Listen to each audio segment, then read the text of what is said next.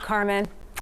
We are almost at Thanksgiving, just 2 more days, everybody. And of course, Thanksgiving for a lot of us means having a big old meal with family and friends. But a lot of us may struggle when it comes to pacing ourselves during the eating frenzy. I see some heads shaking up and down behind the camera.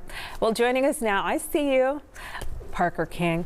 Joining us now to talk about ways to tell when too much is Julia Noel, the Director of Nutrition Services at the University of Memphis. Memphis born and raised, you've done your undergrad here, and now you are helping teach us about the food babies. Yes, right? Yes. Thank you for having me. Okay, so tell us, what is the most common reason people struggle with healthy eating habits during the holidays? Yeah, absolutely. I would say many families have traditions during the holiday season, and Thanksgiving is no exception. But one thing I keep hearing as a dietitian and someone who works with a lot of people about healthy eating habits is they often find themselves saving up their appetites for the Thanksgiving meal. And so often I hear people saying, you know, I want to enjoy all the delicious food, and a lot of times it's very novel. They don't have it all the time.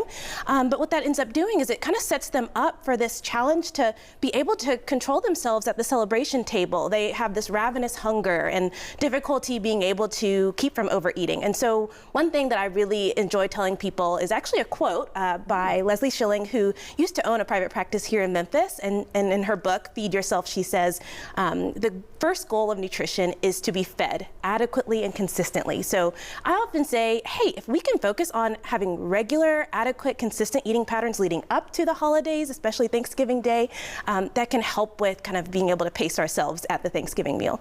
That's a good one, because some of us may or may not diet before. I mean, so that's just kind of like, you know, because I'm like, I know I'm going to pile up. Yeah. So, okay. Well, okay, is portion control realistic on Thanksgiving? Yeah, great question. I think it really depends upon what you mean by portion control. So if you're kind of going into the holidays thinking, you know, have to have these rigid rules, you know, following a specific diet, trying to keep everything, you know, controlled in terms of like desserts and carbohydrates, I think that might be a lot of challenge, right? That might introduce difficulty being able to have that internal locus of control around Thanksgiving and holiday eating. However, if portion control actually is more learning and practicing how to really tune in to what your body is telling you in terms of hunger cues, satisfaction, fullness cues, that can make the experience very different. So you can kind of hear just how much more relaxed the latter is. And really what that is really practicing what is called intuitive eating, the ability to kind of really focus on inner attunement, especially during holidays and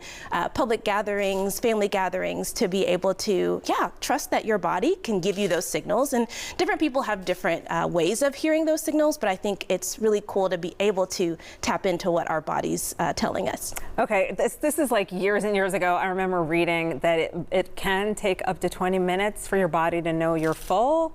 Yeah. Is that I don't know if that's still that true. Brain connection. Yeah, so it's like, you know, what if you're like, woo, woo, woo, and then, I mean, I don't know. I guess if you eat more slowly. Yeah, really pacing yourself. And that's where that comes in, that Reggie. Adequate, consistent eating. He's thinking hard. Yes, that adequate, consistent eating is what allows you to be able to kind of sit at the meal really in a fed state. So body, including your brain, being able to connect to the flavors of what you're eating. The pillar of intuitive eating is satisfaction. And so a lot of what I teach and talk about in my work is really getting back to a satisfying eating experience, slowing down, being able to enjoy the family gathering, but also being able to talk through what actually feels good to your body. Okay, what is this? This is a hunger recovery scale? Yes, so it's a hunger and fullness scale. It's adapted from the intuitive eating book by the original intuitive eating pros, Evelyn Tribole and Elise Reich. And I use this to kind of help people understand these different levels of hunger. So as you can see, anywhere from 0 to 1 is that intense ravenous hunger, almost painful, and then all the way down to 10 is that really intense, painful, almost nauseating fullness. And so really the goal is to work through seeing if you can kind of stay within that 3 to 7 range, or maybe even 3 to 8 range if that's more realistic for you. Okay, and then what's your tip for emotional eaters at this time? Yeah, I know there's a lot of different things that come up for people around the holidays. holidays, and I know it's easy to allow emotional eating and the stress of the season to kind of take control.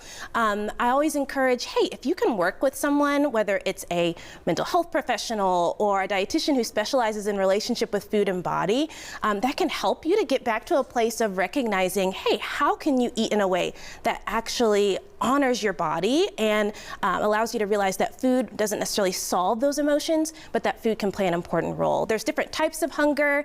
Sometimes taste hunger is going to be... Yeah, I saw it on the screen. There are 3 different types of hunger that you said. Yes, so taste hunger is an example of just having a taste for something and knowing that that's okay. It doesn't always have to be a physiological hunger.